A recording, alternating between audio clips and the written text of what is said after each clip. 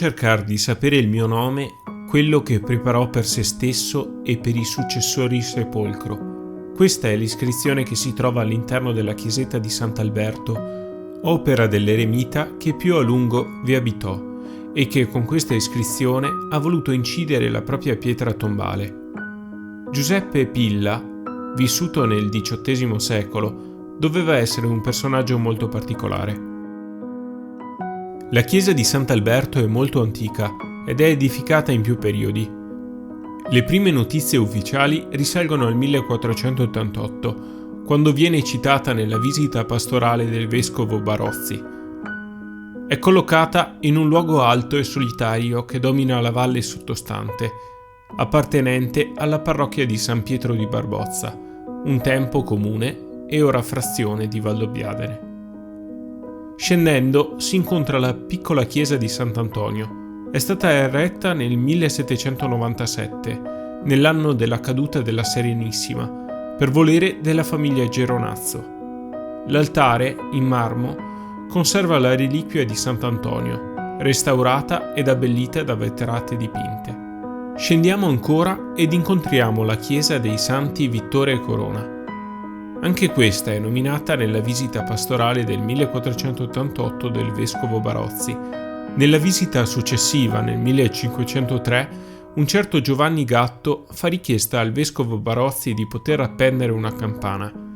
Nel 1699 si apprende che l'oratorio è in proprietà privata della famiglia Dal Fabbro. Sul lato esterno che guarda a sud si intravede ancora oggi un affresco che purtroppo non è mai stato restaurato e rischia di essere ormai perduto. La chiesa parrocchiale di San Pietro di Barbozza risale ai primi dell'Ottocento, riedificata laddove già nel 1488 esisteva una chiesetta dedicata a San Pietro, eretta a parrocchia nel 1633 dal vescovo Corner, a seguito delle suppliche dei fedeli.